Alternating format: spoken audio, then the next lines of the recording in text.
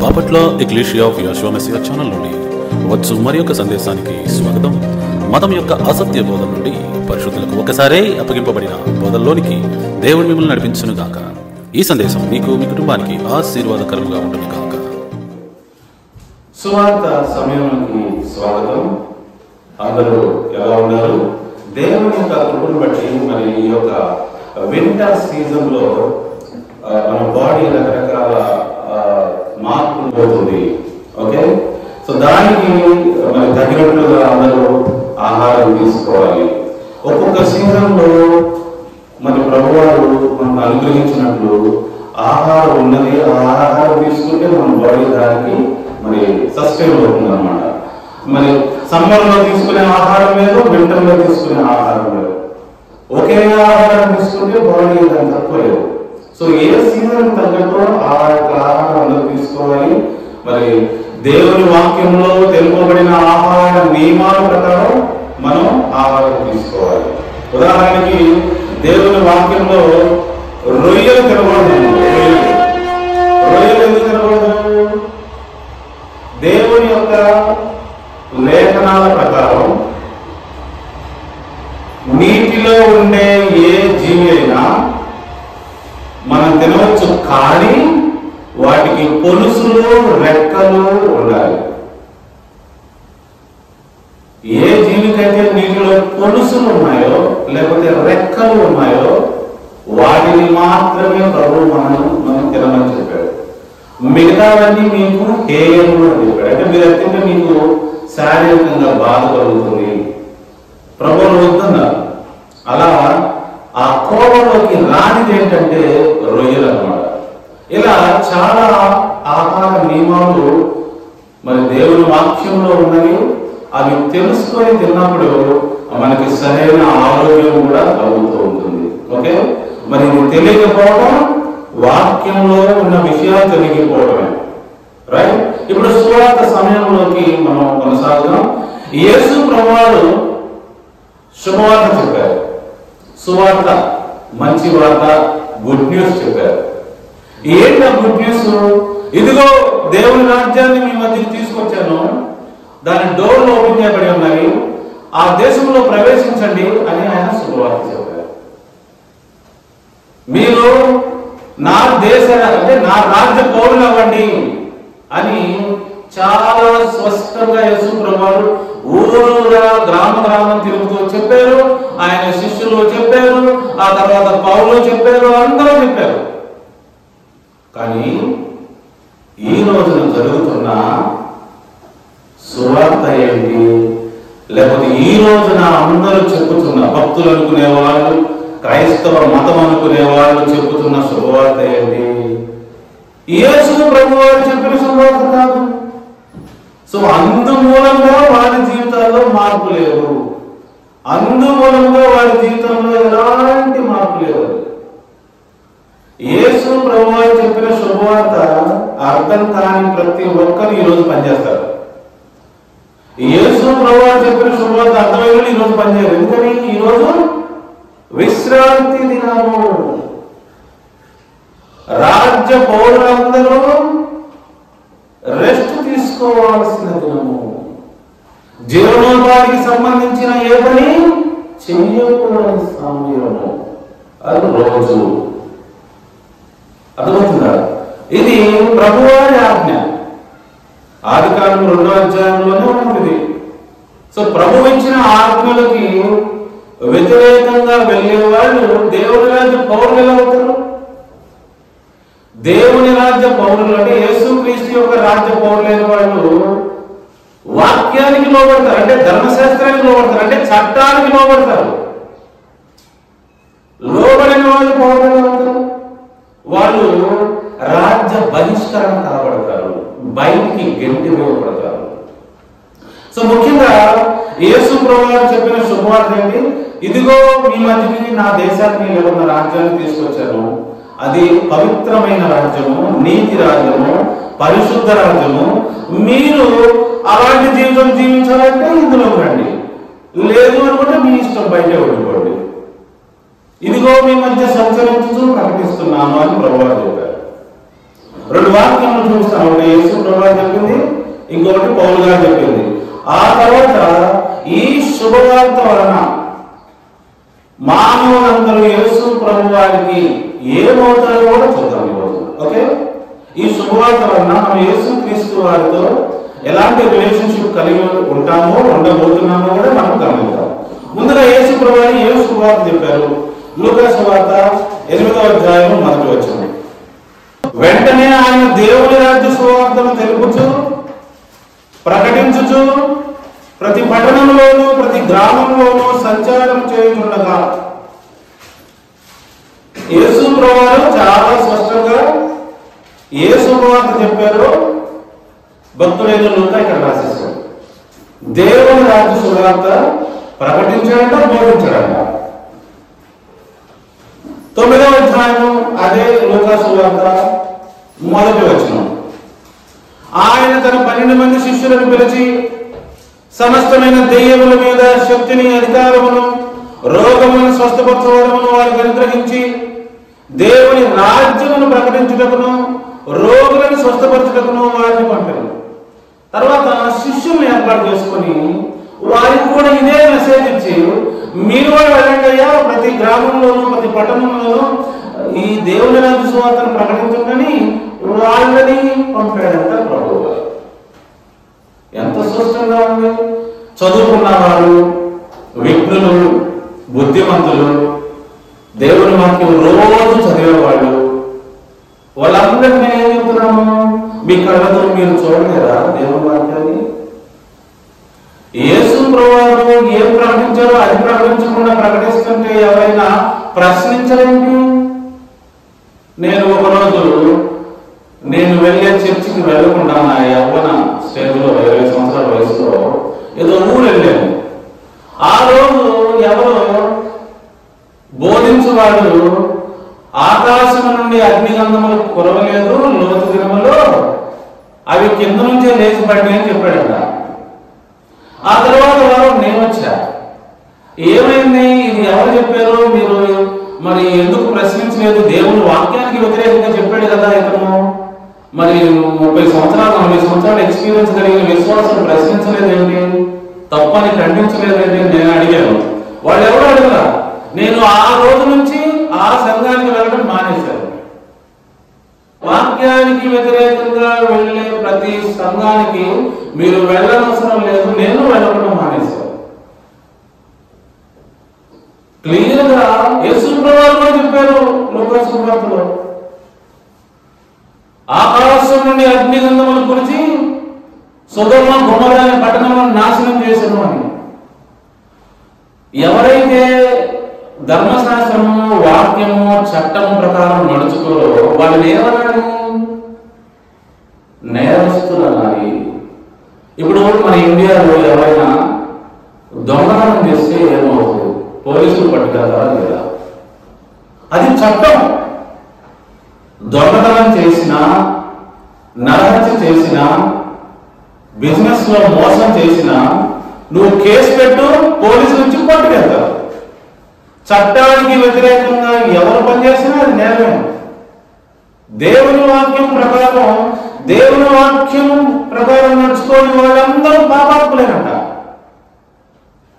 మరి దేవుని వాక్యంలో యేసు ప్రభువు ఏ సువార్త చెప్పారు? ఇదిగో నా దేశం వచ్చిందయ్యా, నా దేశంలోకి రండి, పౌరసత్వం సంపాదించండి, ఈ దేశానికి వస్తే మీ జీవితం అద్భుతమైందని చెప్పాడు ప్రభువు. అదే చెప్పు శుభవార్త. ఆయన ఎప్పుడు నేను మీకోసం మరణిస్తాను, నన్ను సిలువేస్తారు, రక్తం చిందిస్తాను, నన్ను సమాధిలో పెడతారు, నన్ను తిరిగి లేపుతాను, నేను అదవుతాను, ఏం చెప్పలేదు ప్రభువు. అది శుభవార్త కాదు. యేసు ప్రభువు శుభవార్త, నీవు నీతి రాజ్యంలోకి ప్రవేశించాలి, పరిశుద్ధ రాజ్యంలోకి ప్రవేశించాలి. అది యేసు ప్రభువు శుభవార్త. మరి పౌలు గారు ఏం చెప్పారు చూడాలి కదా, అపోస్తలుల కార్యములు 20:25. పౌలు గారు ఏం చేశారు అందరూ తెలియదు కదండి. కొత్త నిబంధన భక్తులందరూ దేవుని రాజ్య సువార్త మాత్రమే చెప్పారు. వాళ్ళు ఎప్పుడైనా సిలువను గురించి కానీ పునరుద్ధానం గురించి కానీ మాట్లాడారంటే అన్య జనులకు అర్థం అవుతాయని చెప్పారు అంతే. వాక్యంలో నెరవేర్చడం ఇదిగో దేవుని రాజ్యమును గురించి ప్రకటించుచు నేను మీ మధ్యలో సంచరించుచుంటిని పౌలుగా చెప్తాను. I'm talking about a beautiful country. I'm talking about a wonderful country, a holy nation. I'm inviting you into that nation. I'm giving you a chance to enter into that kingdom.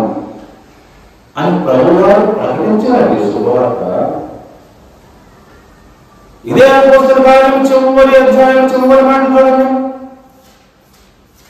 పౌలు 2 సంవత్సరములు పూర్తిగా తన అద్దెంట కాపురముండి తన యొద్దకు వచ్చు వారందరినీ సన్మానించి ఏ ఆటంకము లేక పూర్ణ ధైర్యముతో మీరు చదవండి దేవుని రాజ్యమును గురించి ప్రకటించుచు సువార్త చెబుతూ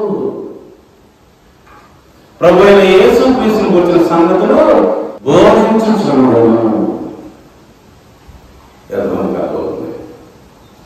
యేసు ప్రభు వారి శుభవార్త అర్థం కాకపోతే ఎవరి జీవితంలో కూడా ఏ మార్పు రాదు. అవే బూతులు, అవే అబద్ధాలు, అదే చండాలపు ప్రవర్తన. ఏ మార్పు రాదండి. యేసు ప్రభు వారి శుభవార్త అర్థం కాకపోతే. యేసు ప్రభు వారి శుభవార్త నిన్ను నీతిమంతుని చేయాలి, నిన్ను పరిశుద్ధుని చేయాలి, నీ పొరుగు వారికి హాని తలపెట్టని వాడిని చేయాలి.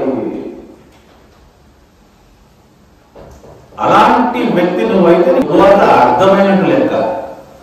యేసు ప్రభువు చెప్పిన శుభవార్త వాక్యంలో మీరు మీ కళ్ళతో చదువుకోండి. అరే ఇది ఏం చెప్పాడు? ఊరు రామ తిరిగి రోమిలకు రాసిన పత్రిక 1వ అధ్యాయం 16వ వచనం. ఈ శుభవార్త చాలా చీప్ అనుకునేరు, లేకపోతే పవర్లెస్ అనుకునేరు. లేదండి, ఈ శుభవార్త చాలా పవర్ఫుల్ అండి. ఏమని రావడం చూడండి అక్కడ. సువార్తను గురించి నేను సిగ్గుపడేవాడిని కాను, ఏలైనగా సువార్తను నమ్ము ప్రతి వానికి, మొదటి యూదునికి గ్రీసు దేశస్థునికి కూడా రక్షణ కలుగజేయుటకు అది దేవుని శక్తి అయి ఉన్నది. అది దేవుని శక్తి అండి. ఈ గాస్పెల్ ఆఫ్ గాడ్, యేసు ప్రభువు ప్రకటించిన శుభవార్త అదొక శక్తి అండి. మనలో మార్పు తీసుకొస్తుంది, పాపం మీద కోపం వచ్చేటట్టు చేస్తుంది, దుష్ట దుర్మార్గపు ఆలోచనలు పక్కకు నెట్టేస్తుంది, పొరుగు వారికి ఏమి ఆశించకుండా చేస్తుంది, పొరుగు వారికి ఏమన్నా నీ సాధ్యమైతే పెట్టేటట్టు చేస్తుంది, కానీ లాక్కునేటట్టు చేయదు. పొరుగు వారిని గురించి ఇష్టానుసారంగా మాట్లాడే వ్యక్తులుగా ఉండలేదు ఆ సువార్త. ఎంత పవర్ఫుల్. మనిషిని మార్పు చేస్తుంది, అంటే మారు మనసు పొందేటట్టు చేస్తుంది. ఇప్పుడు ఈ శుభవార్త విన్న తర్వాత చాలా మంది అర్థం కాదు, ఏమయ్యా ఈ రాజ్య సువార్త ఏంటి అడిగింది. అయితే ఈ రాజ్య సువార్త ప్రకారం అర్థం అవ్వాల్సిన పాయింట్లు కూడా ఉన్నాయి. అవి నేను చెప్పాలి. అవేంటంటే ఈ యేసుక్రీస్తు వారు ఎవరు, ఈ యేసుక్రీస్తుకి మనం ఏమవుతాం, అసలు మనం యేసుక్రీస్తుకి ఏమవుతాం, ఈ రాజ్యం ఏంటి, ఆ రాజ్యంలో ఆయన ఉంటే మన రాజ్యంలోకి వెళ్ళిన తర్వాత ఏం జరుగుతుంది. చాలా మంది అనుకుంటున్నాము దేవుని రాజ్యం అంటే ఎప్పుడో వచ్చింది, అది యేసు ప్రభువు వచ్చిన తర్వాత 2వ రాకడలో అప్పుడు తీసుకొస్తాను అనుకుంటారు. లేదు, దేవుని రాజ్యం ఇప్పుడే ఇక్కడే భూమి మీద ఉన్నది. బాప్తిసం పొంది యేసుక్రీస్తునందు విశ్వాసం ఉంచి పరిశుద్ధాత్మను పొందిన వాళ్ళందరూ ఇప్పుడే దేవుని రాజ్యంలోకి ప్రవేశిస్తున్నారు. గుర్తుపెట్టుకోండి, వాళ్ళు ఇప్పుడే నీతిగా బతుకుతారు, ఇప్పుడే పరిశుద్ధులుగా బతుకుతారు. అప్పుడెప్పుడో కాదు, ఇప్పుడే. ఇప్పుడే ఆనందం, సంతోషం అన్ని వాళ్ళు పొందుకుంటారు. ఆనందంతో సంతోషంతో వాళ్ళు జీవిస్తూ ఉంటారు. దేవుని యొక్క సువార్త విని దేవుని రాజ్యంలోకి ప్రవేశించిన ప్రతి ఒక్కరూ యేసుక్రీస్తు వారికి ఏమవుతారు, అసలు యేసుక్రీస్తు వారు ఈ విశ్వసించిన వారితో ఏ రిలేషన్షిప్ లో ఉంటారు అవన్నీ చూడాలి మనం. ఓకే, ముందుగా యోహాను సువార్త 17వ అధ్యాయం చాలా మంచి మంచి విషయాలు ఇప్పుడు గమనిద్దాం. చూడండి, జాన్ చాప్టర్ 17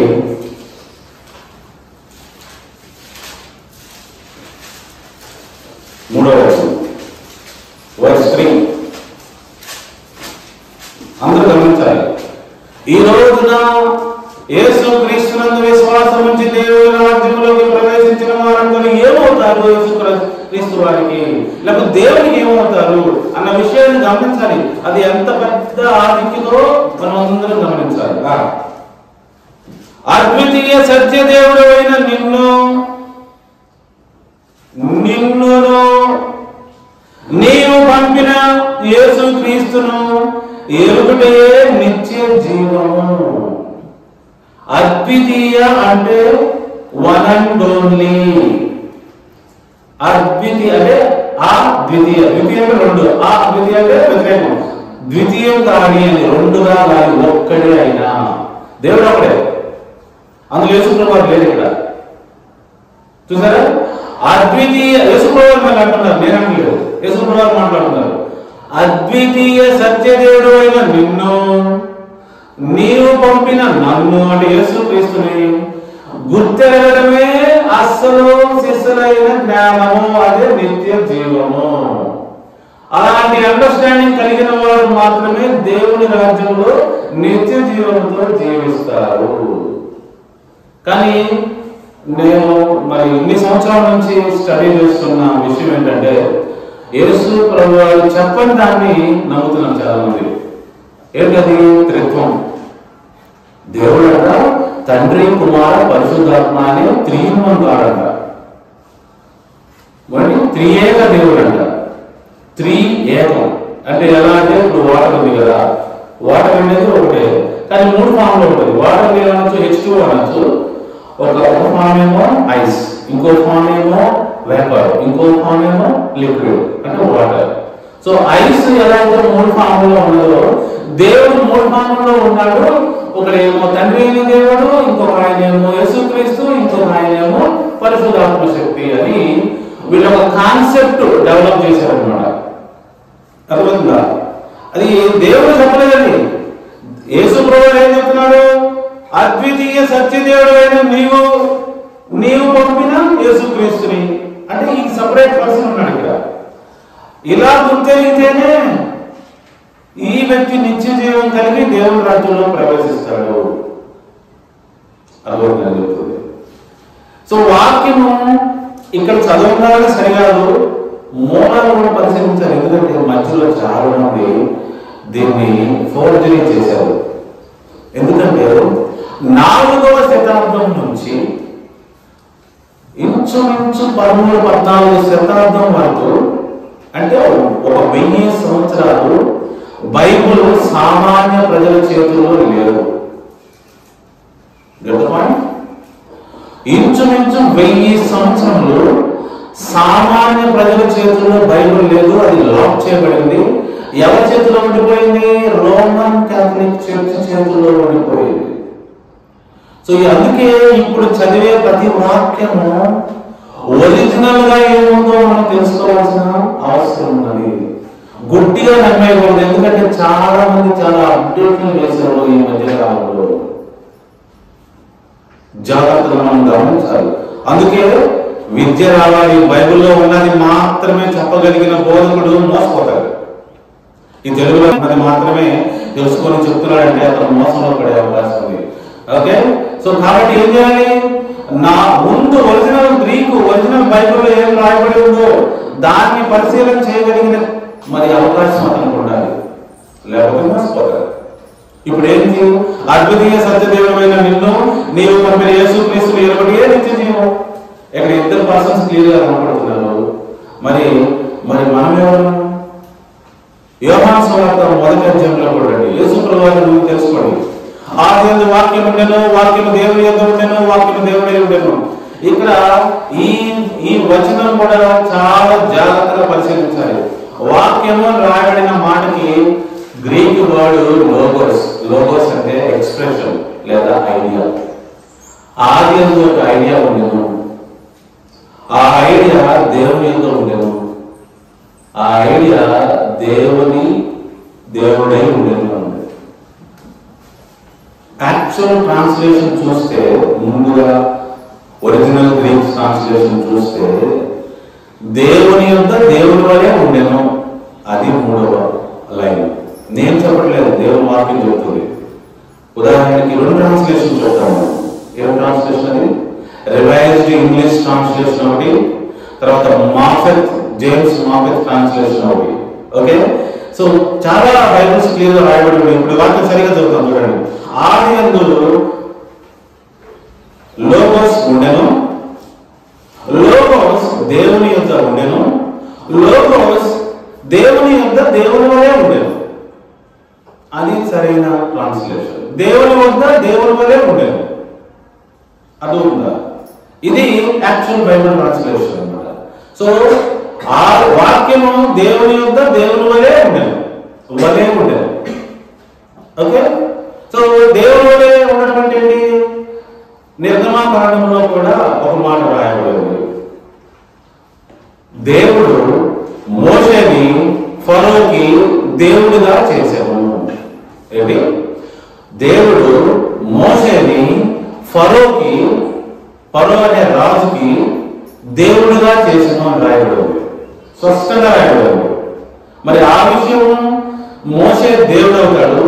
ఇక్కడ విషయము ఈ లోగోస్ అయితే ఎవరైతే ఉన్నారో అతను కూడా అలాగే దేవుడు అవుతాడు. సో దేవుడు అనే మాట ఎక్కడ నుంచి ట్రాన్స్లేట్ చేయబడిందంటే స్మాల్ జిఓడి. స్మాల్ జిఓడి అంటే ఎవడి? ఎలోహిం అర్థం. ఎలోహిం అని అంటే పరలోక సంబంధమైన జీవి అన్నట్టు. పరలోక సంబంధమైన జీవి. మానవుడు అంటే శరీరంతో ఉంటామండి. మరి పరలోకంలో ఉండేవాడు ఎలా ఉంటారు? ఈ శరీరంతో ఉంటారు కదా. ఎలా ఉంటారు? వాళ్ళు దేవతలనే ఉంటారు, అంటే వాళ్ళ ఆత్మస్వరూపంలో ఉంటారు. సో ఏ ఆత్మస్వరూపి అయినా సరే ఎలోహిం అనొచ్చు. అదుందా? ఆ ఉన్న ఎలోహింలన్నింటిలో వాళ్ళ పవర్ఫుల్ ఎలోహిం ఎవరు? ముఖ్యుడైన ఎలోహిం ఎవరు? యావే ఎలోహిం. కనబడదు. ఉదాహరణ చెప్తారు చూడండి. మనందరం మానవులు. టోనీ మానవుడు, చిరంజీవి మానవుడు, మేరీ మానవురాలు, జెన్నీ మానవురాలు, నాన్సీ మానవురాలు. మనందరం మానవులు, కానీ మనకు ఉపయోగం కదా. అందరూ మానవులే, మనకు ఉపయోగం ఉంటుంది. అలానే పరలోకంలో అందరూ ఎలోహిమే. ఆ ఆత్మ సంబంధులందరూ ఎలోహించారు. కానీ వారికి సపరేట్ రోల్, సపరేట్ పని ఉంటే వారిని అప్పుడు ఆ పేరుగా పిలుస్తారు అన్నమాట. ఇప్పుడు ఈ లోగోస్ కూడా ఎలోహింగా ఉండేను దేవుని యొక్క. సో మెయిన్ పర్సన్ ఎవరంటే అద్వితీయ సత్య దేవుడైన దేవుడు ఉన్నాడు కదా, ఆయన యొక్క ఈ లోగోస్ కూడా దేవుని వలె ఉండేను, ఎలోహిం లాగా ఉండేను. నా యొక్క విజయ్ కుమార్ అనే మానవుడి యొక్క టోనీ అనే మానవుడు కూడా మానవుడిలా ఉండేను. ఇది దీని అర్థం. యేసు ప్రభు వారు ఇంత చక్కగా చెప్తుంటే చాలా మందికి అర్థం కావట్లేదు. ఇంకొక వాక్యం చూద్దాం. యోహాను సువార్త 20వ అధ్యాయము 17వ వచనం. అందరూ తీయాలి. యేసు మనకి ఏమవుతారు? యేసు ప్రభు వారు మనతో ఎలాంటి రిలేషన్షిప్ కలిగి ఉన్నారు అన్న విషయాన్ని మనం గమనిస్తున్నాం. ఈ శుభవార్త ప్రకారం, ఆయన చెప్పిన శుభవార్త ప్రకారం ఆయన మనకి ఏమవుతారు? జాగ్రత్తగా గమనించాలందరూ. యేసు ఆమెతో, నేను ఇంకనూ తండ్రి యొద్దకు ఎక్కిపోలేదు గనుక నన్ను ముట్టుకొనవద్దు. యేసు ప్రభువు అంటారు మగ్దలేని మరియతో, అమ్మ నన్ను ముట్టుకోబాకు, నేను ఇంకా పరలోకంలో ఉన్న తండ్రి యొద్దకు వెళ్ళలేదు. అయితే నా సహోదరుని యొద్దకు వెళ్ళి, ఎలా చెప్పు, ఎలా? నా తండ్రియు మీ తండ్రియు, నా దేవుడును మీ దేవుడినైన వాని యొద్దకు ఎక్కిపోతున్నానని చెప్పమని మరియతో ఏం చెప్పారు చెప్పేవాడు? అమ్మా నేను ఎక్కడికి వెళ్తాను తెలుసా? ఇప్పుడు నా తండ్రియు మీ తండ్రియు, నా దేవుడును మీ దేవుడును అయిన వాని యొద్దకు వెళ్తున్నాను నేను. ఇప్పుడు యేసుప్రభువారు మనకి ఏమవుతారు? యేసుప్రభువారికి మనకి ఒకే తండ్రి అయితే యేసుప్రభువారు మనకి ఏమవుతారు? సోదరుడు అవుతాడు. సోదరుడే కదా, అందరికి అర్థమవుతుందా? యేసుప్రభువారు మనకి సోదరుగా ఉండడానికి వచ్చాడండి. మనందరి తండ్రి అయినా దేవుడు పైన ఉన్నాడమ్మా, నేను అక్కడికి వెళ్తున్నాను, నువ్వు వెళ్ళిన సోదరుని చెప్పమన్నాడు యేసుప్రభువారు. ఆయన మాట రాకూడదా? ఆలోచించుకోవాలని మనం చెప్తున్నాం. అందరూ ఆలోచించుకోవాలి. చాలా మంది ఇంకొక వచనం కూడా మెన్షన్ చేస్తారు, దాన్ని కూడా చూద్దాం. 28వ వచనం చూడండి. తోమ అనుమానపు పక్షి అనుమానం తీరిన తర్వాత అన్న మాటని చాలా మంది రాంగ్ గా మరి ఉదాహరిస్తూ ఉంటారు. జాగ్రత్త గమనించాలి. 28వ వచనం. అందుకు తోమ ఆయనతో, నా ప్రభువా నా దేవా అనెను. ఏమండి, ముందు నుంచి ప్రభువా అంటూనే ఉన్నారు. ఇక్కడ దేవా అన్నాడు కదా అంటున్నారు చాలా మంది. యేసు ప్రభువాన్ని దేవా అన్నాడు కదా అంటున్నారు. ఏమండి, ప్రభువా అన్నా దేవా అన్నా రెండు ఒకటే ఉన్నాయి కదా. మీరు ఆ కాలంలోకి వెళ్ళాలి. ఏ కాలంలోకి? యేసు ప్రభువారు జీవించిన కాలంలోకి. అక్కడ పైన అధికారిని ప్రభువా దేవా అనేది సహజ పదం. సహజ పదం అన్నమాట. చాలా మంది ఉన్నారు బైబిల్లో. ఈవెన్ ఏలియా అన్నాడు ఒకసారి, ఏలియా అని అన్నారు ఒకసారి, అర్థమవుతుందా? తర్వాత ఎలీషా అన్నారు ఒకసారి. వీళ్ళందరూ కూడా అన్నారు. సో ఈయన కొత్త వాడిని వాడతలేదు. ఎవరైతే ఏలియాకి ఎలీషియాకి శిష్యులుగా ఉన్నవాడు వాడిన మాటని తోమావాడు వాడాడండి. అంతే, సింపుల్. అర్థమవుతుందా? ఏలియాకి ఎలీషాకి ఉన్న శిష్యులు తన గురువు గారిని ఏమని సంబోధించారో, ఇక్కడ తోమ తన గురువు గారైన యేసు ప్రభువారిని కూడా అదే సంబోధించాడు, నా ప్రభువా నా దేవా అని. ఓకే, అంత మాత్రం చేత యేసు ప్రభువారు ఏమవుతారు మనకి? దేవుడు కాకుండా సహోదరుడు అవుతున్నాడు అంతే, గురువు గారు అవుతున్నాడు అంతే, ప్రధాన యాజకుడు అవుతున్నాడు అంతే, సంఘానికి శిరస్సు అవుతున్నాడు. అర్థం చేసుకోవాలి. యేసు ప్రభువారు ఏమవుతున్నారో అర్థం కాకపోతే సువార్త అర్థం కానంటే.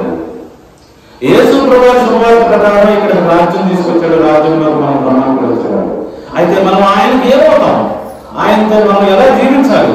నెక్స్ట్ వచనం, రోమీయులకు రాసిన పత్రిక 8వ అధ్యాయంలో 29వ వచనం. ఎందుకనగా తన కుమారుడు అంటే దేవుని కుమారుడు అనేక సహోదరులలో జ్యేష్ఠుడవునట్లు. జ్యేష్ఠుడు అంటే ఎవరు తెలుసా? చెప్పండి, ఎవరు? పెద్దవాళ్ళు. అనేక సహోదరులలో జ్యేష్ఠుడవునట్లు అంటే పుట్టిన ప్రతి ఒక్కరిలో పెద్దవాడు ఏమంటారు? జ్యేష్ఠుడు అంటారు. అది ఏ వాడు? సాంస్క్రిట్ వాడు, మనవాడు కాదు. కాకపోతే సాంస్క్రిట్ బలవంతంగా తెలుగులో జొరబడింది మన నన్నయ్య దగ్గర నుంచి. నన్నయ్య ఎప్పుడు వాడు? 10వ శతాబ్దం వాడు. అక్కడి నుంచి నన్నయ్య ఏం చేశాడంటే బలవంతంగా సాంస్క్రిట్ ని తెలుగులోకి గట్టిగా నెట్టేశాడు. ఆ తర్వాత తిక్కని నెట్టాడు, ఆ తర్వాత ఎర్రప్రాయలు కూడా నెట్టేశాడు. వీళ్ళందరూ ఏం చేశారంటే సాంస్క్రిట్ లో ఉన్న వ్యాకరణం అంతా తీసుకొచ్చి తెలుగులో గుర్తించేశారు. ఇప్పుడు మనం మాట్లాడుతున్న తెలుగు యాక్చువల్లీ ఏం తెలుగు? ఇప్పుడు సాంస్క్రిటైజ్డ్ తెలుగు అన్నమాట. అంటే సంస్కరించబడిన, సంస్కృతం అంకరించబడిన తెలుగు అన్నమాట. సో అందులో నుంచి వర్డ్స్ చాలా వచ్చాయి. ఇప్పుడు మనం వాడే వర్డ్స్ అన్ని కూడా సంస్కృత పదాలు ఎక్కువ ఉంటాయి. ఈ జ్యేష్ఠుడు కూడా అలాంటి పదమే అన్నమాట. అర్థమవుతుంది అందరికి? సో జ్యేష్ఠుడు అంటే పెద్దవాడు, పుట్టిన వాళ్ళందరిలో పెద్దవాడు అండి. సో తన కుమారుడు అంటే దేవుని కుమారుడు అనేక సహోదరులలో జ్యేష్ఠుడు ఎదినట్లు దేవుడు ఎవరిని ముందుగా ఎరిగినో వారిని తన కుమారునితో సారూప్యం గలవారుటకు వారిని ముందుగా నిర్ణయించాను. అంటే ఇక్కడ యేసు ప్రభువుతో సారూప్యం గలవారు అంటే మన ఆయన్ని దూరంగా పెట్టి దేవుడిగా పూజించి దండేద్దామా, లేకపోతే ఆయనలాగా మనం అవుదామా? యేసు ప్రభువు సువార్త ప్రకారం నీవు నేను యేసు క్రీస్తు అనే కావాలంట. ఆయన దూరంగా పెట్టి దండేసి పూజించడం కాదంట. ఆయన లాంటి సోమరులకు పిల్లలంట. అలా నిర్ణయించారంటే ఎవరో తండ్రి అయిన దేవుడు. ఎంతమంది అర్థమైంది? ఇది దేవుడు నిజమైన సువార్త మీనింగ్ అండి. మనకెవరు తెలుసు ప్రభువారు? జ్యేష్ఠుడు, పెద్దవాడు, అన్నయ్య, brother, big brother. Right. Next వచ్చిన చూద్దాం. 8వ అధ్యాయము ఈ పేరుతో కిందకి రండి. 17వ వచనం. 8:17. అందరూ గమనించాలి.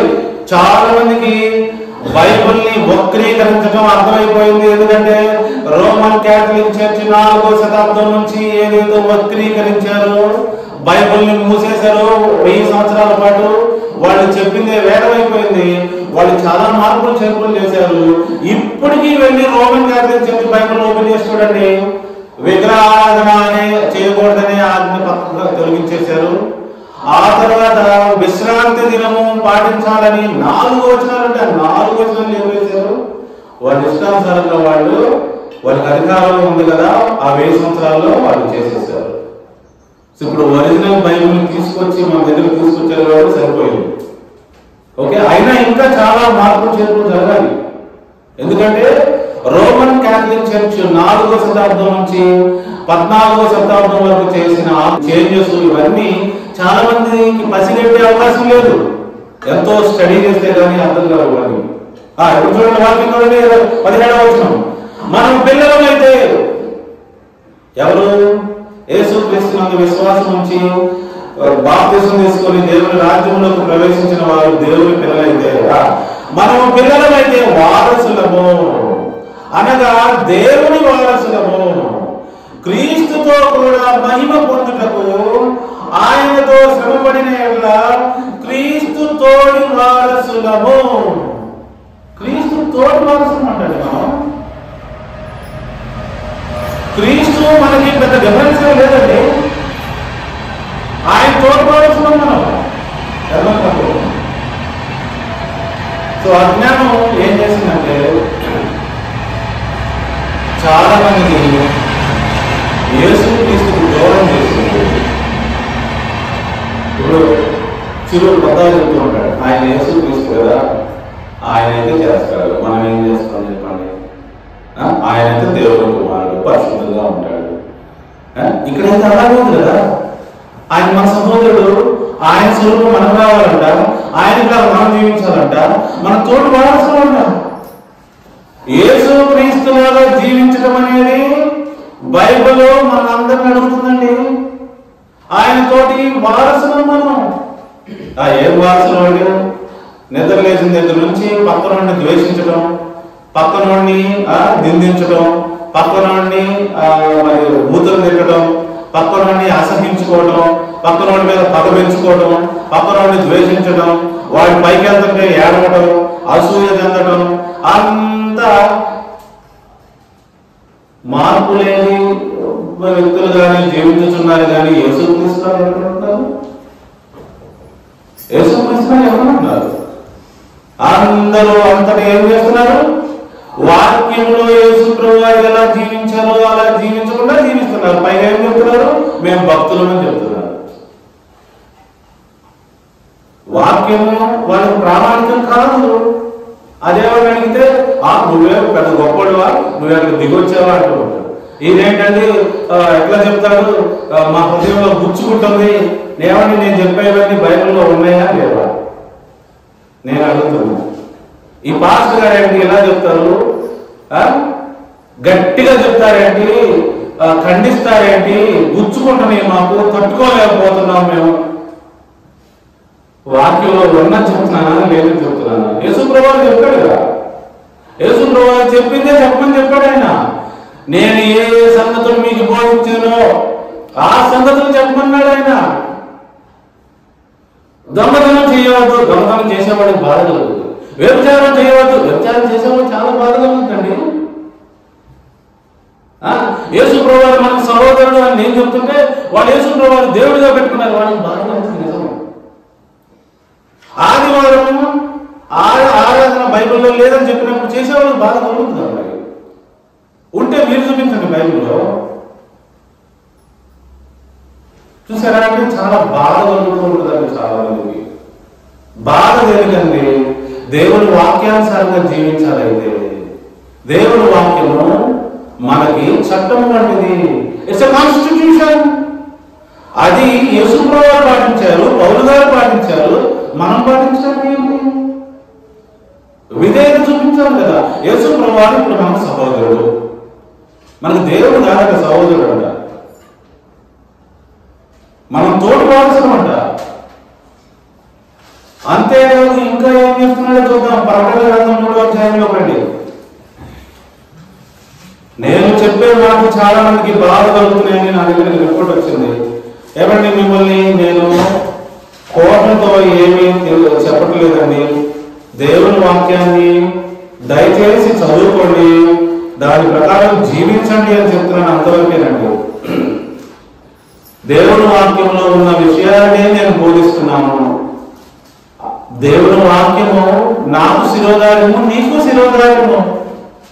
యేసు ప్రభు వారికి శిరోధార్యమే. ఆయన కూడా విధేయుడిగా జీవించాడు. అలాంటి దేవుని వాక్యాన్ని నువ్వు పాటించడానికి నీకు ప్రాబ్లం ఏంటి? దేవుని వాక్యంలో ఉన్న సంగతి చెప్తే నీకు ప్రాబ్లం ఏంటి? దేవుని వాక్యంలో క్రిస్మస్ లేదు, దేవుని వాక్యంలో ఆదివారం లేదు, దేవుని వాక్యంలో విశ్రాంతి దినం ఉంది, దేవుని వాక్యంలో పండుగలు దేవుని ఉన్నవి, పస్కా పండుగలు, అవి పాటించాలి కదా. మరి నేను చెప్పినప్పుడు నీ హృదయంలో కలుపుకుమంటంలో తప్పేమని చెప్పండి. అర్థమవుతుందని చెప్తుంది మీ అందరికీ. ప్రకటన గ్రంథము 3వ అధ్యాయము 21వ వచనం అందరూ గమనించాలి. నేను జయించి నా తండ్రితో, ఎవరి తండ్రి? యేసుప్రభువు అంటున్నారు. యేసుప్రభువు తండ్రి ఎవరు?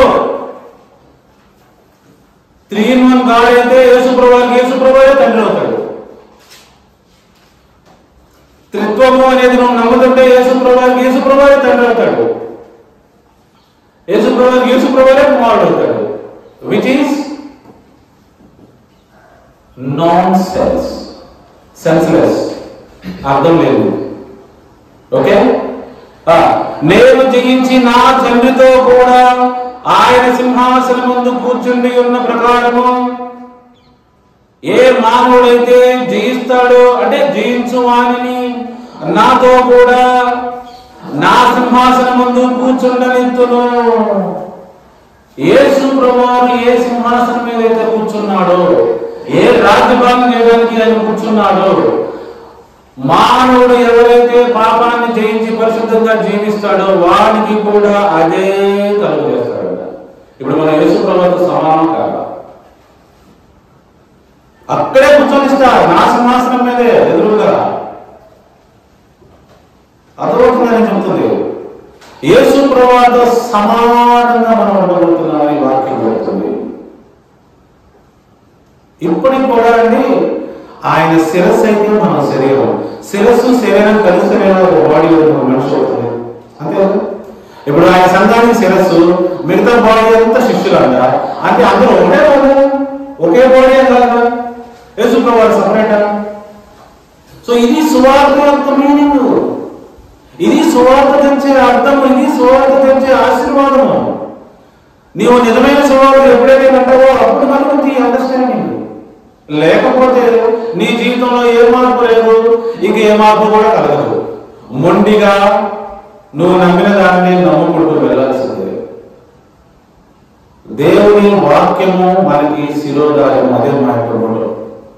మనము దేవుని వాక్యానుసారం నడవాలి. ఇండియాలో ఉంటూ ఇండియా చట్టం ప్రకారం ఎవరైనా నడవకపోతే వాడిని తీసుకెళ్ళి స్ట్రైట్ జైల్లో పడేస్తారండి, జైల్లో పడేస్తారు.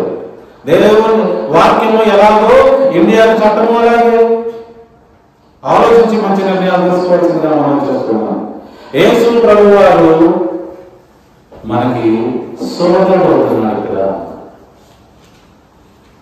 ఇంకొక వచనం కొంచెం ముందుగా, 1 పేతురు పత్రిక 2వ అధ్యాయము. మనం ఎవరో మనకు తెలియాలి కదా. సువార్త ప్రకారం మనం ఏమవుతున్నాం, సువార్త ప్రకారం యేసు ప్రభువు వారు మనకి ఏమవుతారు, అవన్నీ తెలియాలి మనకి. 9వ వచనం, 2వ అధ్యాయం 9వ వచనం, 1 పేతురు పత్రిక. అయితే మీరు చీకటి చీకటిలో నుండి ఆశ్చర్యకరమైన తన వెలుగులోనికి మిమ్మల్ని పిలిచిన వారి గుణాతిశయములను ప్రచురము చేయ నిమిత్తము ఏర్పరచబడిన వంశమును, రాజులైన యాజక సమూహమును, పరిశుద్ధ జనమును, దేవుని సొత్తైన ప్రజలై ఉన్నారు. ఇదని మన పొజిషన్. ఒక్కొక్కటి చదువుతారు చూడండి, ఎనక నుంచి చూద్దాం.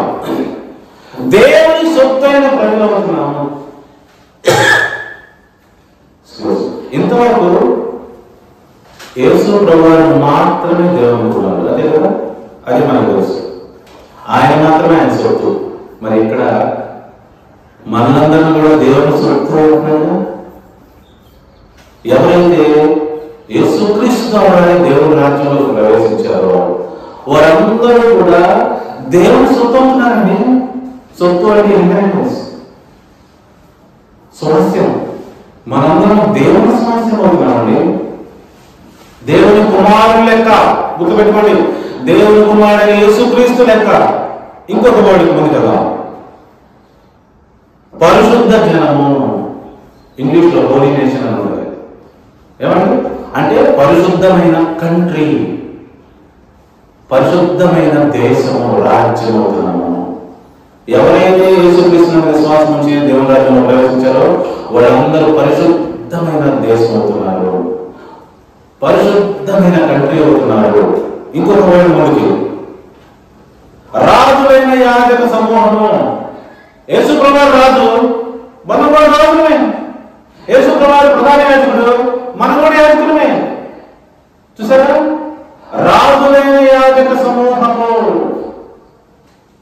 ప్రియా దేవుని బిడ్డలారా, యేసు ప్రభువుని పూజించడం మానేసి యేసు ప్రభువును అనుసరించడం నేర్చుకోమని నేను మనవి చేస్తున్నాను. యేసు ప్రభువులాగా జీవించడం నేర్చుకోమని నేను మనవి చేస్తున్నాను. ఆయనకి ఊరికి స్తోత్రం చెల్లింతుము ఆరాధన అని గంటల గంటల పాటలు పాడటం వేసండి. నీవు వేసే ప్రతి అడుగు యేసుక్రీస్తులాగా ఉండాలి. అది ప్రభువు కోరుకుంటుంది. నువ్వు మాట్లాడే ప్రతి మాట, నువ్వు వేసే ప్రతి అడుగు యేసుక్రీస్తు మాదిరిగా ఉండాలి. అది ప్రభువు కోరుకుంటుంది. అందుకే మనం ఏమంటున్నాడు, రాజులైన యాజక సమూహం అంటున్నాడు. రాజులైన యాజక సమూహం. గంటల గంటలు మ్యూజిక్ పెట్టిన పాటలు పాడడానికి మాత్రం ఆరాధన కాదు. అది గుర్తుపెట్టుకోవాలి. ఆరాధన అంటే ఏంటో ఆల్రెడీ మా ఛానల్లో ఒక వీడియో పెట్టాను, దాంట్లో గమనించాల్సింది మనం చేస్తున్నాను. నెక్స్ట్ వర్డ్ ఉంది కదా, ఏర్పరచబడిన వంశము అంటే చెప్పండి. This is selected people become special వంశం.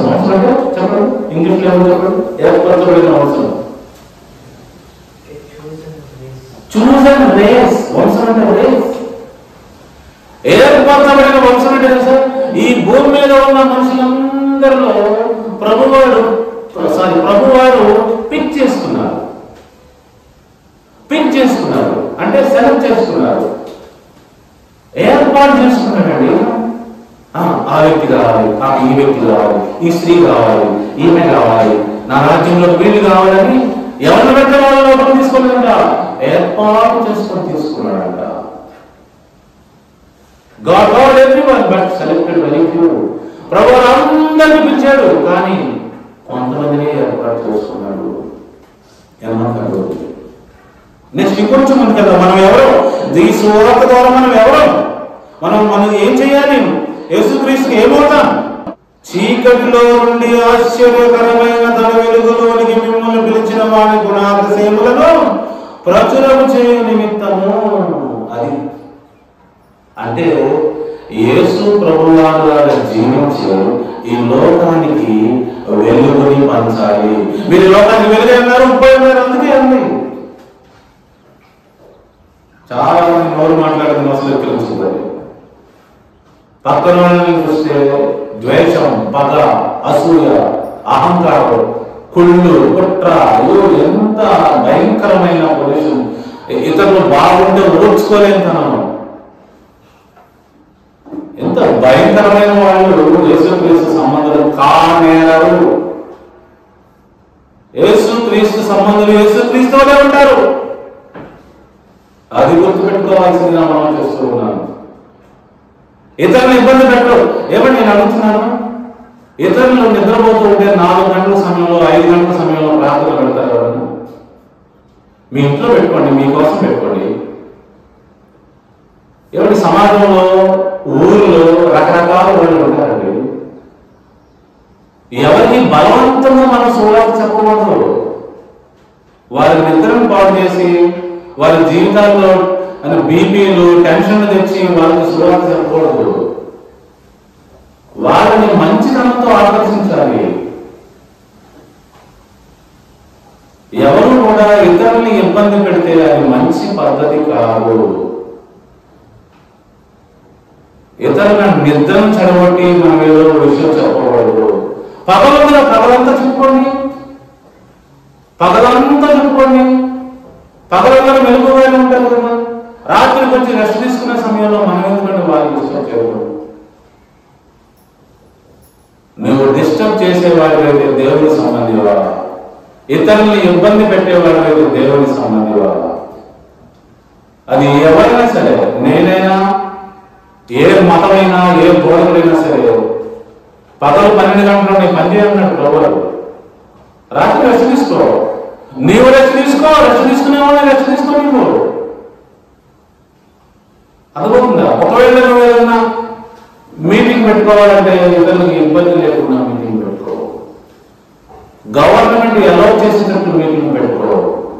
గవర్నమెంట్ ఎలో చేయకుండా మీటింగ్ పెడితే అది అక్రమం అవుతుంది, సక్రమం కాదు. అర్థం చేసుకోవాల్సిందిగా మనం చేస్తున్నాము. మనం ఎవరిని? యేసుక్రీస్తు సంబంధులను, యేసుక్రీస్తు వారి వలె బిహేవ్ చేయాల్సిన వారిని ఉన్నాము. యేసుక్రీస్తు వలె బిహేవ్ చేయాలి. యేసుక్రీస్తు మనకి ఏమవుతారు? జ్యేష్ఠుడు అవుతాడు. ఇంకొక వచనం చూద్దాం. 1 కొరింథీ 15వ అధ్యాయంలో అక్కడ 2 వచన భాగంలో మనం చూడాల్సింది.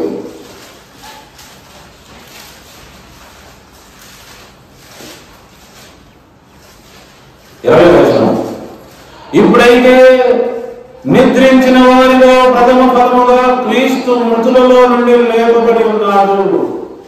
మానవులకు సంభవించబో వాటిలో మొదటిగా యేసుక్రీస్తుకు సంభవించింది చూడండి అని చెప్తున్నాడు భక్తుడు. ఎలాగైతే మానవులు పునరుద్ధానం చెందబోతున్నారో అలా మొదటిగా యేసు ప్రభువు చెప్పారు చూడండి. నిద్రించిన వారిలో అంటే మరణించిన వారిలో ప్రథమ ఫలముగా క్రీస్తు మృతులలో నుండి లేపబడి ఉన్నాడు. మనుషుల ద్వారా మరణము వచ్చను కనుక మనుషుల ద్వారానే మృతుల పునరుత్థానం కలిగను. ఏ మనుషుల ద్వారా మరణం వచ్చింది? ఆదాము ద్వారా. మరి ఏ మనుషుల ద్వారా ఇప్పుడు మృతుల పునరుత్థానం జరుగుతుంది? ఆ చివరి కడపటి ఆదాము ద్వారా. 22వ వచనం.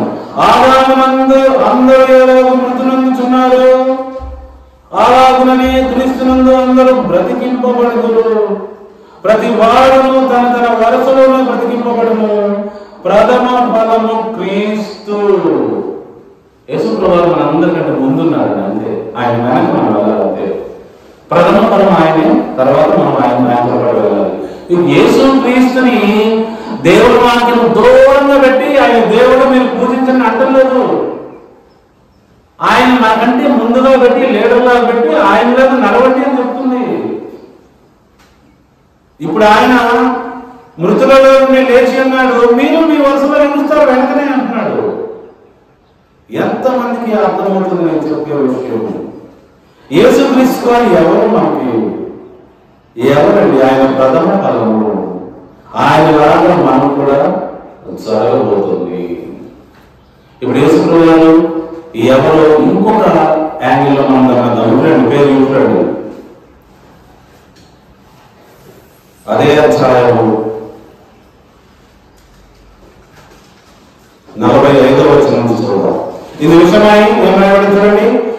ఆదాము మొదటి మనుష్యుడు, జీవించు ప్రాణి ఆయను అని వ్రాయబడి ఉన్నది. కడపటి ఆదాము జీవింపజేయ ఆత్మ ఆయను. ఇప్పుడే కదా చెప్పింది. మనకి భూమి మీద ఇద్దరు ఆదాముల్ని ప్రసాదించాడు ప్రభువారు. మొదటి ఆదామేమో ఏదైనా తోటలో ఉన్నాడు. ఏమంటే అతను తప్పు చేయడం వల్ల బయటకు ఎడవేయబడ్డాడు. ఇంకో ఆదాం వచ్చాడు. ఆ ఆదాం మన కోసం మరణించి మనకు దారి చూపించాడు. ఆయన మీద యేసుక్రీస్తు. ఆయన కడపటి ఆదాము. ఆ ఆదాంలో పుట్టాం కానీ ఆ ఆదాంలో జీవించొద్దు, ఈ కడపటి ఆదాంలో జీవించండి అని ప్రభువారు సలహా ఇస్తున్నారు, చెప్తున్నారు, మార్గం చూపిస్తున్నారు. ఇప్పుడు యేసు ప్రభువారు ఎవరో చెప్పండి? ఈ లోకం ప్రజెంట్ చేసినట్టుగా ఆయన్ని దేవుడిని చేసి దండేసి దండం పెట్టడం కాకుండా ఆయన ఫాలో అవడం నేర్చుకోండి, ఆయన మార్గంలో జీవించడం నేర్చుకోండి. నేను మిమ్మల్ని ఎలా అయితే ప్రేమించానో మీరు ఒకరినొకరు ప్రేమించుకోండి అన్నాడు ప్రభువారు. నేను మిమ్మల్ని ప్రేమించిన ప్రకారం మీరు ఒకరినొకరు ప్రేమించుకోండి. ఎంతమంది అర్థమవుతుంది? మొదటి వ్యక్తి ఏమో జీవించు ప్రాణి, రెండో వ్యక్తి ఏమో జీవింపజేయ ఆత్మాయము. 40వ వచనం గమనించండి. ఆత్మ సంబంధమైనది మొదట కలిగినది కాదు, ప్రకృతి సంబంధమైనదే మొదట కలిగినది, తర్వాత ఆత్మ సంబంధమైనది. 47వ వచనం. మొదటి మనుష్యుడు భూ సంబంధి అయి మట్టి నుండి పుట్టినవాడు, రెండవ మనుష్యుడు పరలోకం నుండి వచ్చినవాడు. గమనించారా? ఇద్దరు కనపడుతున్నారు ఇక్కడ, ఇద్దరు కనపడుతున్నారు. ఒకరేమో మట్టి నుండి పుట్టారు, ఒకరేమో పరలోకం నుంచి దిగి వచ్చారు. ఈ శుభవార్త మీకు ఈ ఇన్ఫర్మేషన్ ఇస్తుంది, లేకపోతే మనకు అర్థమే లేదు. మన లైఫ్లో ఈ లైఫ్ కి గోల్స్ లేవండి. చాలా మంది డబ్బే ప్రధానంగా జీవిస్తున్నారు. జీవితం ఇది చాలా చిన్నది. కళ్ళు మూసి కళ్ళు తెరిచేందుకు ఎవరం అయిపోతే, కళ్ళు మూసి కళ్ళు తెరిచేందుకు మొసలు మొదలు పడిపోతాయి, జుట్టు రాలిపోయింది, అన్ని వెంటనే నిలబడిపోతాయి. జీవితం చాలా చిన్న టూర్ ఈ భూమి మీద తెలిసి కూడా చాలా మంది మూర్ఖంగా జీవిస్తున్నారు. అంటే కేవలం వారికి అజ్ఞానం మాత్రం అనేది జ్ఞానం లేదు. దేవుని యొక్క శుభవార్తను విని అర్థం చేసుకున్న వాళ్ళు వారి జీవితం ఎంత చిన్నదో అర్థమవుతుంది. మొదటి ఆదాము ఏం చేశాడో, రెండో ఆదాము ఏం చేశాడో అర్థమవుతుంది. మొదటి ఆదాము మట్టి నుండి పుట్టినవాడు, రెండో ఆదాము పరలోకం నుండి వచ్చినవాడు. లోగోస్ దేవుని వద్ద ఉన్నవాడు. ఆ తర్వాత వచనం చూద్దాం. 48 చూడండి. మట్టి నుండి పుట్టిన వాడెవడో, మట్టి నుండి పుట్టిన వాడు అట్టి వాళ్ళే. అంతే. మీరు మట్టి నుండి పుట్టిన వారి సంబంధం అయితే మట్టి నుండి పుట్టిన వారి వల్లే ఉంటారు.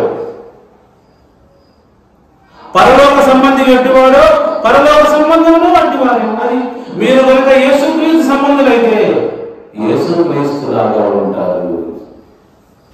ఎంతమంది అర్థమవుతుంది? ఇది శుభవార్త వలన వచ్చే జ్ఞానం మనకి.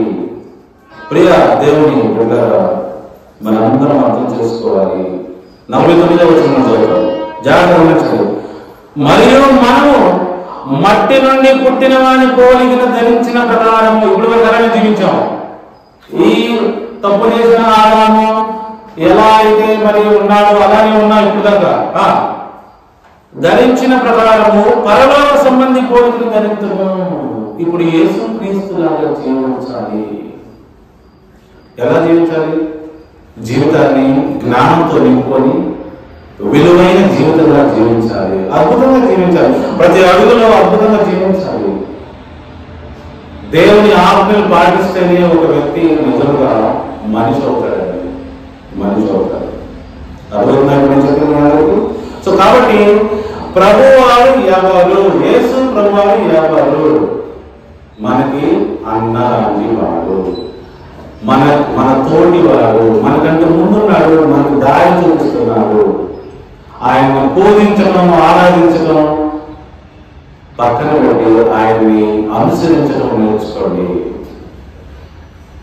చాలా మంది డౌట్ ఉండొచ్చు. ఆల్రెడీ చెప్పాను నేను. ఆరాధనకి స్తుతికి డిఫరెన్స్ చెప్తాను చూడండి. ఆరాధన అంటే 24/7 ఒక వ్యక్తికి లోబడతాన్ని తెలియజేస్తున్నది. ఎవరికైతే నువ్వు లోబడుతున్నావు వారిని ఆరాధిస్తున్నావు, ఎవరి మాటైతే నువ్వు వింటున్నావు వారిని ఆరాధిస్తున్నావు. 24 గంటలు నువ్వు ఎవరి మాట వింటలేదు, నువ్వు ఎవరిని ఆరాధించలేదు. స్తుతి, స్తోత్రం, కృతజ్ఞతలు చెప్పడం ఇవన్నీ ఏంటి? దావీదు చేశాడు, పాటల ద్వారా చేశాడు. అదేంటి? అది ఆరాధన కాదు, అది పొందుకున్న మేలులకి రెస్పాన్సిబుల్. నాకు ఎవరైనా మీరు సహాయం చేశారనుకోండి, థ్యాంక్ యూ చెప్తాను, థ్యాంక్ యూ, చాలా మంచిది, నీకు స్తోత్రం. స్తోత్రం అంటే ప్రైజింగ్ అనమాట. స్తోత్రం కూడా అనొచ్చు, చాలా మంచి పని చేసేవాడు స్తోత్రం కూడా అనొచ్చు. Which is not worshipping, which is actually praising. Praise చేయడం అనమాట, గొప్పతనంగా చెప్పడం, మంచి సహాయం చేసేవాడు. సో కాబట్టి ఆరాధన అంటే నేను కంప్లీట్ గా సరెండర్ అయ్యి ఆయన మాట వినడం, స్తుతి స్తోత్రాలు చేయడం అంటే నేను పొందిన మేలుకి వందనం చెప్పడం, థ్యాంక్స్ చెప్పడం, అంతే. ఈ రెండింటిలో మీరు ఏం చేస్తున్నారు? ఈ రెండింటిలో ఆరాధన అనేది అసలు చేయట్లేదు, అంటే దేవునికి విధేయతగా జీవించలేదు. ఈ థ్యాంక్స్ చెప్పడం ఆరాధన అనుకొని గంటల గంటలు పాటలు పాడుతున్నారు. ఏమని? ఆరాధన ఆరాధన నా ప్రియ దేవునికి అని పాటలు పాడుతున్నారు. అది స్తుతి. మళ్ళీ దీన్ని కలిపారు, స్తుతి ఆరాధన. స్తుతి ఆరాధన వేరు, ఆరాధన వేరు. ఎవరికైతే సత్యం తెలుసుందో వాళ్ళు ఆత్మతో ఆరాధిస్తారు, ఫుల్ మైండ్తో. సత్యం తెలియని వాళ్ళు అంతే, బోగస్ ఆరాధన చేస్తూ ఉంటారు. ప్రభువు అన్నారు, మీరు నన్ను వ్యర్థంగా ఆరాధిస్తున్నారు అంటారు. You are worshipping in vain. ఇప్పుడు అర్థమైందా యేసు ప్రభువు మాకు ఏమంటారు? యేసు ప్రభువు ఎవరు? చాలా మంది ఇంకొక వాక్యం కూడా చూపించి దేవుడే మన ఎందుకు వచ్చాడు అది ఏదో చెప్తుంటారు. చూపిస్తాను, నేను చూపిస్తాను. 1 తిమోతికి రాసిన పత్రిక 3వ అధ్యాయము 16వ వచనం.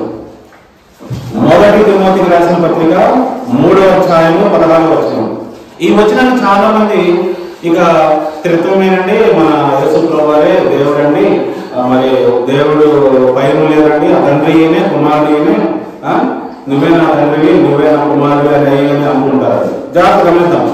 నిరాక్షేపముగా దైవభక్తిని కూర్చిన మర్మము గొప్పదై ఉన్నది. ఆయన సస్యశరీరుడిగా, చూడండి, శరీరుడుగా ప్రత్యక్షమాయను, ఆత్మ విషయమైన నీతిపరులని తీర్పునందెను, దేవదూతలకు కనబడిను, రక్షకుడిని జన్మలలో ప్రకటింపబడిను, లోకమందు నమ్మబడిను, ఆరోహణుడై తేజోమయుడయ్యను. చూసారా, ఆయన శరీరుడుగా మన మధ్యకు వచ్చాడుగా, ప్రత్యక్షమయ్యాడుగా. ఈయనండి దేవుడేనండి మన మధ్యకు వచ్చాడు అంటారు. దేవుడే వచ్చాడని ఎవరు చెప్తారండి? ఆయన అంటే 1వ అధ్యాయంలో యోహాను సువార్త ఏం రాయబడింది? వాక్యము శరీరధారి మన మధ్య నివసించాను. నేను వాక్యం అంటే ఏం చెప్పాను? లోగోస్ అని చెప్పాను. ఎక్కడుంది? దేవుడి వద్ద దేవునిగా ఉండేను. ఆ వాక్యము శరీరం లేకుండా వాక్యము దేవుడిగా అక్కడ ఉన్నది.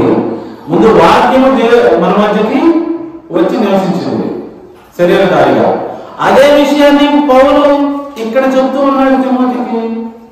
ఆ వాక్యమే, శరీరం లేని ఆ ఎక్స్ప్రెషనే, ఆ లోగోసే శరీరంగా మన ముందుకు వచ్చి చెప్తున్నాడు. కొత్తగా ఏం చెప్పట్లేదు. యోహాను ఏం చెప్పాడో పౌలు కూడా అదే చెప్తున్నాడు. ఆయన అంటే ఇక్కడ తండ్రి అయిన దేవుడని కాదండి, శరీరం లేని ఆయన. ఇంతకు ముందు మానవ శరీరం లేని ఆయన ఇప్పుడు శరీరంతో మన మధ్యకు వచ్చాను అన్న వర్డింగ్ అది. ఆయన సశరీరుడుగా మనకు ప్రత్యక్షమాయను, ఆత్మ విషయమైన నీతిపరుడని తీర్పునందెను, దేవదూతలకు కనబడెను, రక్షకుడని జన్మలో ప్రకటింపబడెను, లోకమందు నమ్మబడెను, తర్వాత ఆరోహణుడి మళ్ళా తండ్రి ఎదురుకు వెళ్ళాను. చూసారండి, ఇలాగ రాయబడిన విషయాలు చాలా మంది చాలా కన్ఫ్యూజన్ లోకి వెళ్తూ ఉన్నారు. యేసు ప్రభువు గురించి తెలుసుకోవాలి. యేసు ప్రభువు మనకి ఏమవుతారు? యేసు ప్రభువు మనకి సోదరుడు. ఆయన తోటి మనం ఆయన తోడు వారసులం. ఆయన మనకి బ్రదర్ అవుతారు, మనకి మాదిరి అవుతారు, మనకి మార్గం చూపించేవారు అవుతారు. ఆయన మన సంఘం అయితే ఆయన శిరస్సు అవుతాడు. ఆయన ప్రధాన యాజకుడు అవుతాడు. మన రాజు అయితే ఆయన రాజులకు రాజు అవుతాడు. ఆయన రాజ్యంలోకి మనం ప్రవేశిస్తే ఆయన మనకు రాజు అవుతాడు, మనం ఆయన పౌరులు అవుతాం, పౌరులు కూడా కింగ్స్ అవుతాము. ఇది మనం అర్థం చేసుకోవాల్సింది. ఎంతమంది అర్థమవుతుందని చెప్పలేదు. యేసు ప్రభువారిని ఇంకా సరిగ్గా అర్థం చేసుకోలేని వారు ఉన్నారు అంటే అది కేవలం 4వ శతాబ్దంలో వచ్చిన మతము, అంటే ఆ చర్చ్ వల్లనే ఇలా జరిగిందని నేను చెప్తున్నాను. ఎంతమంది అర్థమవుతుందని చెప్తుంది. సో కాబట్టి అందరూ అంతటా దేవుని యొక్క వాక్యాన్ని స్టడీ వేలో నేర్చుకోవాలి. నిజమైన సంఘం నుంచి వచ్చు దేవుని యొక్క వాక్యములను విని అర్థం చేసుకొని పరిశుద్ధ జీవితం జీవిస్తేనే దేవుని రాజ్యంకి వెళ్తాము, ఆ పరలోకానికి వెళ్తాము. ఎవరంటే వాడు పరలోక రాజ్యానికి వెళ్ళాలి, ఎవరంటే వాళ్ళు. ఓకే, దేవుని యొక్క కుమారుడైన వ్యక్తి యేసు ప్రభువు చెప్పిన శుభవార్తని గమనించాల్సిందిగా మనం చేస్తున్నాము. ఆయన దేవుని రాజ్య సువార్త చెప్పాడు. ఆయన రాజ్యంలోకి మనల్ని రమ్మంటున్నాడు. ఎందుకో తెలుసండి, ఎవరు పడితే వాళ్ళు రాలేరండి. మళ్ళీ నీతిగా పరిశుద్ధంగా జీవించాలనే ఆశ కలిగిన వాళ్ళు మాత్రమే దేవుని రాజ్యంలోకి వస్తారు. అదొక 4వ శతాబ్దంలో నుంచి ఏర్పడిన సిద్ధాంతాలు, డాక్ట్రిన్స్, ఆచారాలు ఇప్పటికీ కూడా కొంతమంది వదలకుండానే ఫాలో అవుతున్నారు. వారు కూడా మోసపోతున్నారని మనం చేస్తున్నాము. ఓకే, సో నిజమైన సువార్త ప్రకారం అందరూ అది దేవుని శక్తి అని గమనించి అందరూ దేవుని రాజ్యంలోకి ప్రవేశించాలని నేను కూడా మీ అందరినీ ప్రకటిస్తూ ఈ యొక్క సువార్త సమయం మెసేజ్ ముగిస్తూ ఉన్నాను. So thank you all for joining today. వచ్చే వారం వల్ల ఇదే సమయానికి మీతో కలుసుకుంటాము.